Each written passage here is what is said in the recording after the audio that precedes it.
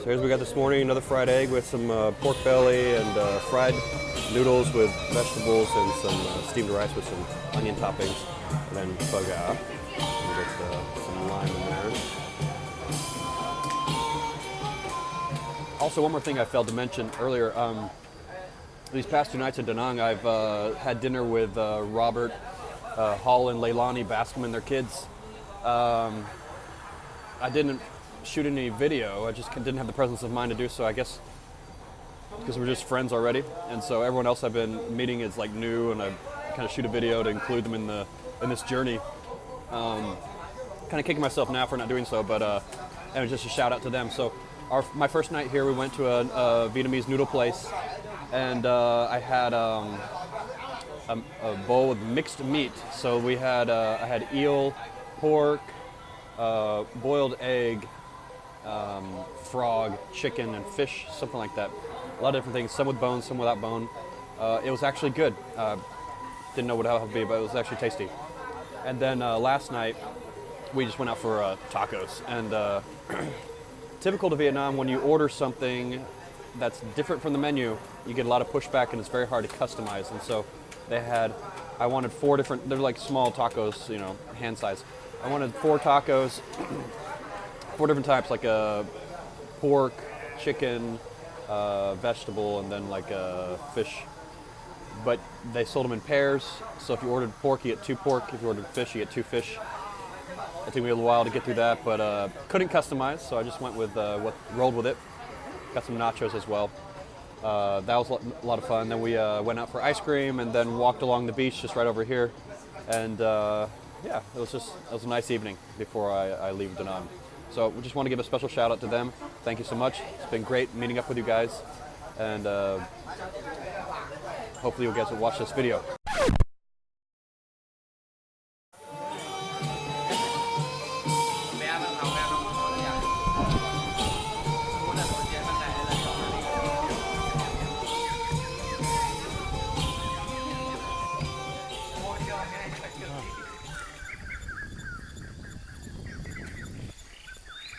Okay, we're now at Mi Sun. I don't know what to expect here. I know there's some ruins that we're going to check out, and it's a World Heritage spot, so let's continue and see what we find here and see what we can learn. So I just popped into the museum to get a better feel of what this is about. Looks like it's a joint venture as far as the preservation between the governments of India and Vietnam, archaeological ministries. And as far as what we're going to see today, it looks like these settlements or ancient ruins were ranging from the 7th to 10th centuries, and a lot of different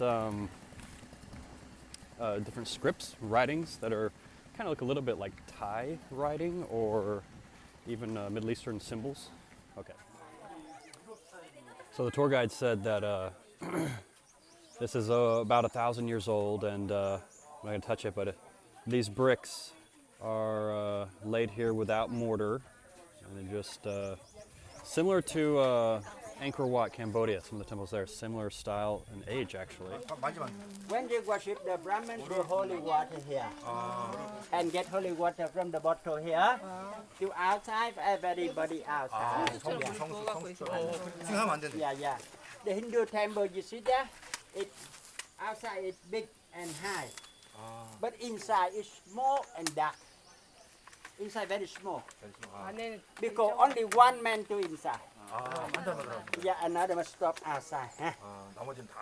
So behind me, the guide was saying that this is the holy temple where one person can enter at a time. It's very dark, very small. But if you turn around this way, 180, you start over here for meditation. This is also oriented to where the sunrise comes through these columns, these pillars here. And there's a gate back there. And you'd come here to meditate. And then so the sun would rise here, and then the sun would set here. And only the holy man can enter here. He would actually gather holy water from here, bring it in here and do a ritual or something with it, then bring it out for everyone else. And like he said, explained over there, you could have, that's where he'd pour the holy water on top of this, and it would run off. I'll just come over here. Pour the holy water on top of here, and it would run down here where you'd gather it. I don't know for disbursement or use, but pretty interesting how they could figure all this out years later, what they actually used and the purposes for these places. Okay, so I'm going through the meditation part, the one I talked about earlier. And inside here is where you meditate. And once you finish your meditation, then you pass through the gate to the temple. So this wall, this orange wall on my left is the original, and this wall is the newer wall that they rebuilt to rebuild the place because of these. Here's 2 shells from bombs they found from the Vietnam War. So again, with this one, this gravel area is the meditation area, and then you'd proceed to the middle portion where those little steps are. That's the gate, which you would then proceed to the last structure over there, which is the temple. So they always start with meditation. You can't pass through the gate without meditating to then proceed to the temple. So it's very, there's a purpose and kind of a procedure to proceed through in your worship.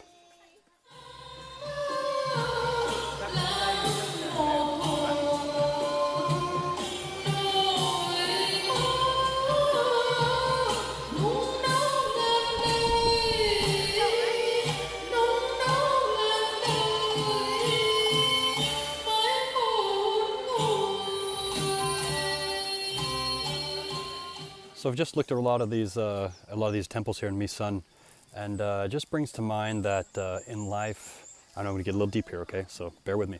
But in life, you need to have find moments where you can be mindful or aware or meditate or have something to where you can like find your center. And I think these old ruins are kind of the remains of that ideology of having stability in your life by grounding yourself, in this case, meditating, and then proceeding to a worship or purposeful life. Pretty interesting. There's some more sites here. I've visited 2, I think there's 4, but it's time for me to get back on the road. I have a long day today, and I think this has been worth it.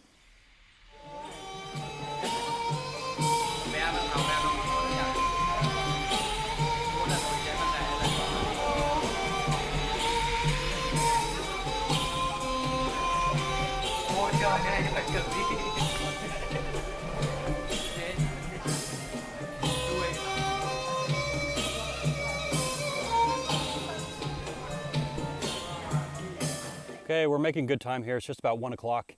So it's been 3.5 hours since we've left Da Nang. And the drive from My Son, where we saw the temples, from My Son to here, and I'm imagining all the way to Pleiku, has been really fun. A lot of mountains that we're carving in and out of, a lot of little villages, a lot of people selling pineapples and sugarcane juice, a lot of cows and water buffalo meandering across the road. I'm at a point right now, I just pulled over, I'm seated down by my bike.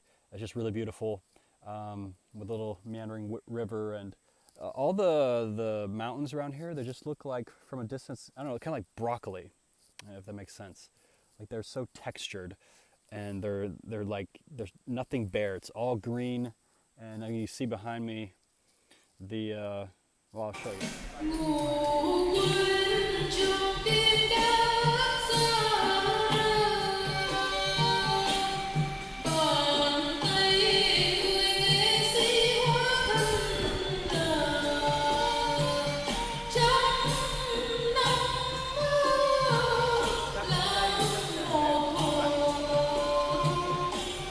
Okay, I'm pulled over here on the side of the road for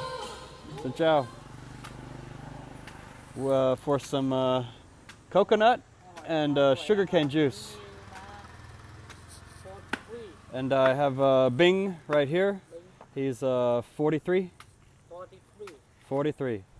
Em 33 tuổi. Yeah, 10 years younger. Yeah. 10 longer. Yeah. Anh rất thích xe máy, rất thích xe máy của em. Đẹp mà, xe đẹp. Yeah, I think he likes my bike. That's good. Now we're just chilling, all of us, enjoying the shade and some good food or drinks. That's Hien over there. That's Mỹ, and that's Bing, Bing, Sang, Sang, Hợp. Hup. Okay. And your wife? Why? Hằng. Hung? Okay, Hung. Starting to sprinkle right now, and I still have another 3 hours to go. And the worst thing is to drive with wet feet. So I just put my boot covers on now. You can see. Got those guys on. And I just cover those. I've used them already, and shoes and socks stay perfectly dry. I have my poncho out ready. It's just a light sprinkle. If it gets worse, I'll put this on also. Seems like it's getting a little worse right now. Yeah, I'm gonna put the poncho on now. And we'll just continue three more hours. Okay, taking off the poncho. There's a lot of rain back there. As you can see, still got a lot of water. It leaked down here. This is kind of from here down slightly wet. My legs, or I don't know how these do. My feet feel like there's water inside of them, so I don't know how well those things did. I'm taking them off right now.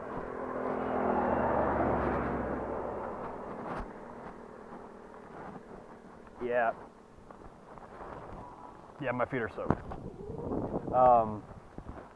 But up ahead, it's clearing out. I got out of the clouds.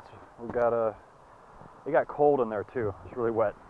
It looks like my nose is really dirty too. Weird. All that dirt.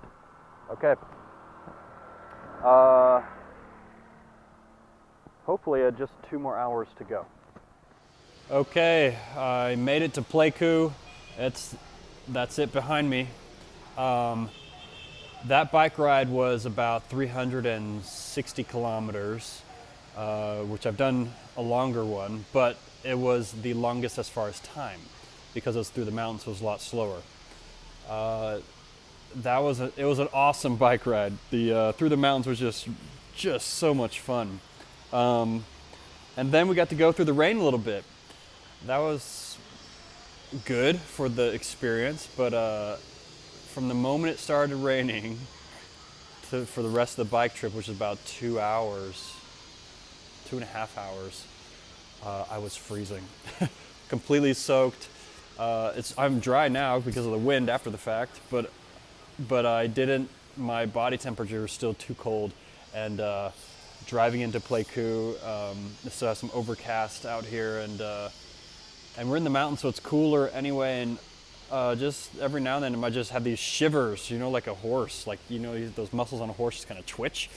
I just felt like that the whole rest of the way in here. So 2 hours, just like super cold. My feet are soaked. Everything's soaked, and I'm just ready to get here. And we're here. We made it. I just checked into a Nyanyi. I'm on the roof right now because it has a good, decent view and good light. I'm hungry. I just had that sugarcane juice and coconut in the afternoon. So it's time to go around and see what they have to eat here in the city. Okay, it's dinner time. I found this cafe here, and I'm ordered fish. So here's a whole fish right here underneath all that goodness. And there it's boiling under this flame, or above the flame, not under it. And then I have lime juice. Should be really good. So I actually have no idea what this is. I definitely ordered fish. I know the word for fish, and the picture had a fish. I've got these vegetables in it, like sweet potatoes. Those are good. There's tofu, onions and herbs. And then this guy, I have no idea what this is. It's got like meat with fat. and it's definitely harder than fish. Then you do have this meat, which I don't know if that's fish. I did have another piece of meat that was kind of fishy. So it's good either way. It's like really tasty, but it's part of the adventure of not being able to communicate very well. I don't really know what this dish is, but it is good, and I'm really hungry. So I'm still trying to figure out the mystery here about this fish. Did a lot of damage to it, but it definitely is fish. I'm eating it. But what part of the fish has a bone like this? I mean, it's a massive bone. It's like thick too. Like, look at these bones. Like, what the heck? It's a big fish. This one is like, looks like a vertebrae a little bit, which is big fish. I don't know, maybe the jaw, the head. I'm eating the head. This is definitely the back, the neck, or whatever. But these things, where do these go on a fish? I mean, it's not like the flipper. It looks like a flipper, but it's like hard. It's bone. Mystery is not solved. Here's my gnani that I have. Everything is kind of laid out, trying to dry. It's been a lot of rain this trip.